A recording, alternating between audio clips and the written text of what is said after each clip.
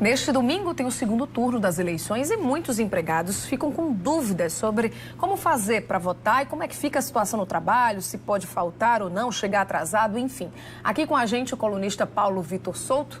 Boa noite para você, Paulo. Boa noite, Linda. Boa noite, telespectador.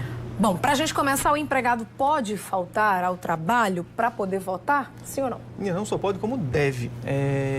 O que muita gente não sabe inicialmente. O dia das eleições é considerado feriado nacional. Apesar de cair no domingo, é obrigatório, sim, a estipulação do feriado nacional. Além de que o empregado ele deve, sim, faltar ao trabalho para votar.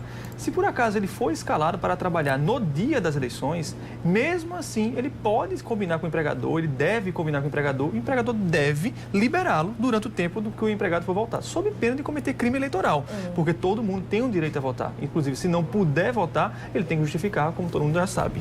A gente tem uma pergunta de um telespectador também sobre esse tema. Vamos dar uma olhada. Eu gostaria de saber se o chefe de seção e o mesário têm o mesmo direito, certo? Como trabalhador. E aí, quem foi escalado, por exemplo, pela Justiça Eleitoral para trabalhar como mesário, enfim, quais são os direitos? Aí que tem que ser liberado mesmo, né? Isso, não só tem que ser liberado, não é possível que a pessoa justifique a falta como mesário para atuar como para a Justiça Eleitoral por estar trabalhando. Em primeiro lugar, não é possível fazer isso. A Justiça Eleitoral, o trabalho para a Justiça Eleitoral prevalece sobre qualquer outro, em primeiro lugar. Em segundo lugar, a pessoa que é convocada para trabalhar como mesário, ele ou chefe de seção ou algum outro setor para a Justiça Eleitoral, ele pode faltar os dias subsequentes. Cada dia trabalhado, ele tem direito a faltar 2 dias. Faltar não, ser liberado, porque não vai ser uma falta, vai ser uma liberação, porque é uma falta justificada. Então, por essa razão, a partir do momento que ele trabalha, seja no dia da eleição, seja no dia de treinamento também, a partir disso, ele tem direito a gozar de 2 dias de folga posterior. É isso sobre esse treinamento que eu ia perguntar, porque a gente está falando do dia da eleição, mas, por exemplo, os mesários geralmente têm um treinamento antes, né, do dia da eleição.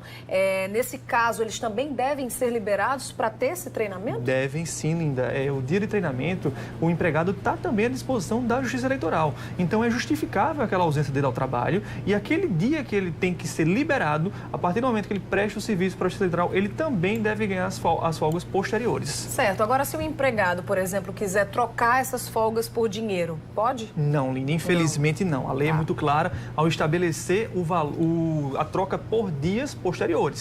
Não é possível que se troque esse valor por dinheiro, por pecúnia. Isso não é autorizado pela legislação eleitoral.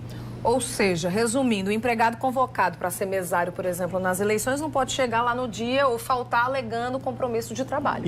Pelo contrário, é exatamente a situação oposta. Ele tem que justificar a ausência ao trabalho, o empregador deve liberá-lo e ele não pode se escorar nessa situação, nesse fato, para justificar a ausência da Justiça Eleitoral. Não. Como dito, a Justiça Eleitoral, o trabalho para a Justiça Eleitoral prevalece sobre qualquer outro trabalho em relação ao que o empregado tenha. Muito bem. Obrigada, viu, Paulo, pela sua participação. Até a próxima. Obrigado a você, Linda. Obrigado ao telespectador mais uma vez. Boa noite para você.